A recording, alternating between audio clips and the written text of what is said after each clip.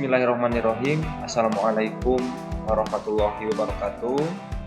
Perkenalkan, nama saya Willy Septian, peserta Latsar CPNS tahun 2021, golongan 3, angkatan 12 kelompok 4 dari pemerintah Kabupaten Garut. Pada podcast kali ini, mohon izin saya tidak akan menjelaskan mengenai wawasan kebangsaan dan nilai-nilai bela negara yang mana sudah dipelajari pada modul agenda pembelajaran yang pertama. Akan tetapi pada podcast kali ini atas izin coach, yaitu yang terhormat Bapak Suparjana MSI MPA, bahwa untuk podcast kali ini kita bisa mengambil contoh kasus yang terjadi di tempat bekerja, yang mana saat ini saya bekerja di kantor Satuan Polisi Pamungpraja Kabupaten Garut. Baiklah, tanpa harus berlama-lama, berikut penjelasan mind map yang sudah saya buat. Baik, bismillah. Pada podcast kali ini saya sudah menentukan gagasan utama dari mind map yang telah saya buat, yaitu tentang cara membangun kecintaan terhadap profesi anggota Satuan Polisi Pamungpraja, yang mana untuk mencapai hal tersebut dipengaruhi oleh beberapa faktor. Ada 6 faktor utama yang saya temukan, yaitu yang pertama faktor dari pimpinan, yang kedua dari rekan kerja, ketiga ada etika kerja, yang keempat ada respect dan apresiasi, kelima beban pekerjaan yang berimbang, dan yang terakhir masa depan positif. Untuk faktor yang pertama yaitu pimpinan. Faktor pimpinan ini menjadi faktor yang dominan karena pemimpin dan kepemimpinan adalah inti dari seluruh proses manajemen pemerintahan. Faktor pemimpin dan kepemimpinan hanya dapat dilaksanakan oleh seorang pemimpin. Oleh karena itu, seorang pemimpin harus memiliki kemampuan, kekuatan, dan ketangguhan emosional, spiritual, dan intelektual untuk mempengaruhi aktivitas perilaku orang lain atau kelompok ke arah pencapaian dan sasaran yang ingin dicapai bersama. Dalam hal ini khususnya kepada anggota atau bawahan.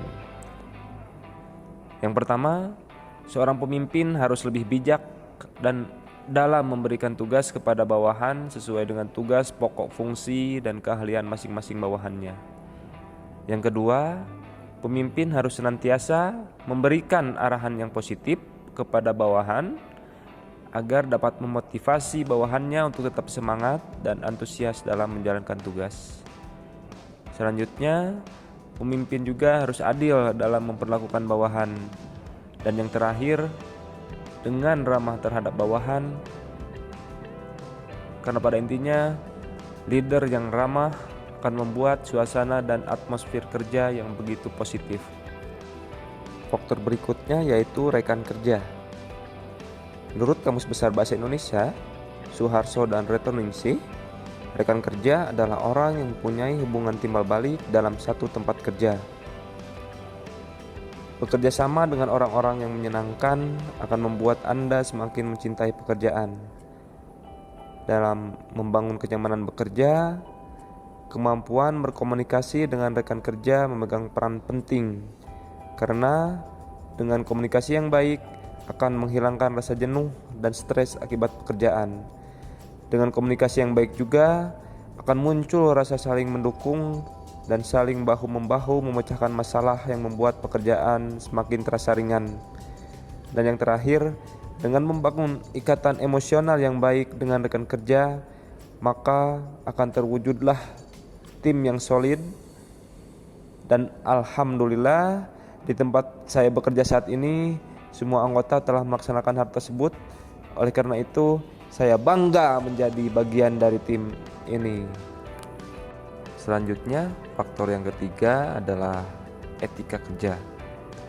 Kenapa etika juga sangat penting dalam dunia kerja? Hal ini dikarenakan etika menjadi kunci atau panduan kita dalam profesionalisme kerja. Etika kerja adalah aturan normatif yang mengandung sistem nilai dan prinsip moral yang merupakan pedoman bagi karyawan dalam melaksanakan tugas pekerjaannya dalam perusahaan. Orang akan senang bekerja di tempat yang menjunjung tinggi kejujuran, menjunjung tinggi integritas, dan etika kerja yang baik. Menjunjung tinggi kejujuran merupakan nilai konsep penting yang harus dimiliki, dan hal ini akan menjadi harmoni yang baik jika didukung etika kerja yang baik oleh semua pegawai, baik itu pelaksana, staf, dan unsur pimpinan. Selanjutnya, bentuk etika kerja yang baik yang diharapkan dari semua pegawai adalah saling menghormati opini orang lain, menghargai perbedaan, dan sikap terbuka. Maka, dengan etika kerja yang baik, akan muncul sikap profesional dan amanah dalam bekerja. Faktor yang keempat yaitu respect dan apresiasi. Apa itu respect? Respect adalah suatu bentuk rasa hormat.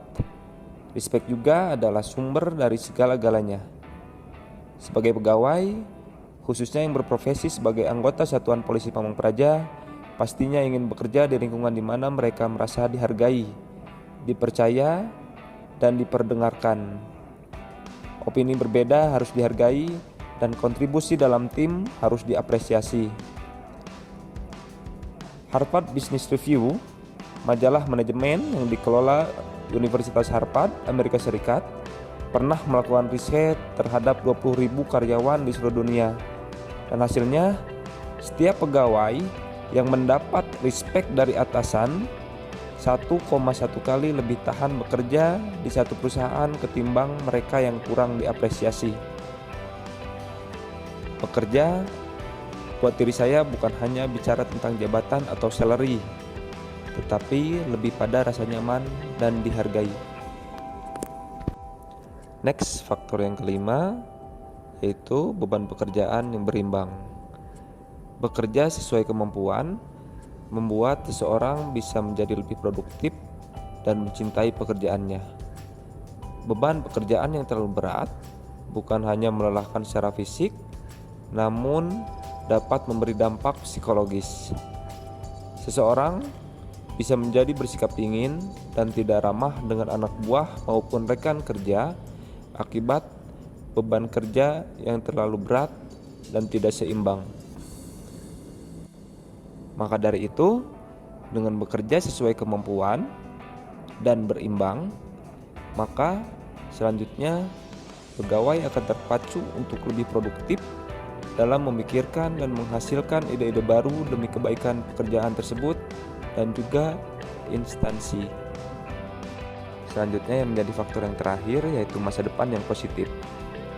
Apa itu masa depan? Masing-masing kita pastinya mempunyai persepsi sendiri tentang masa depan, tergantung dari perspektif apa yang kita melihatnya. Namun secara umum, saya berpendapat bahwa masa depan adalah gambaran keadaan pada beberapa kurun waktu ke depan sebelum kita meninggal. Jadi, kalau kita bertanya pada diri kita, bagaimana masa depanku? Berarti kita sedang memikirkan seperti apakah gambaran tentang kehidupan kita pada beberapa kurun waktu ke depan. Kita wajib bersyukur jika pertanyaan itu muncul dalam benak kita, karena itu menandakan bahwa kita menyadari kita harus merencanakan sesuatu. Sebagian besar dari kita pasti tidak memikirkan situasi yang buruk tentang masa depan kita, kecuali kita tergolong orang yang mudah putus asa. Dengan berpikir positif tentang gambaran masa depan yang ingin kita miliki, mau tidak mau, pikiran kita akan terarah dalam upaya-upaya untuk mencapai gambaran atau impian masa depan tersebut. Jika kita adalah orang awam, bukan seorang rohaniawan, sudah tentu yang pertama menjadi tujuan kita bekerja adalah mengumpulkan kekayaan untuk mewujudkan apa yang kita inginkan. Yang bahaya adalah jika kita tidak tahu apa tujuan kita bekerja atau kita tidak tahu bagaimana kita memanfaatkan hasil kerja kita.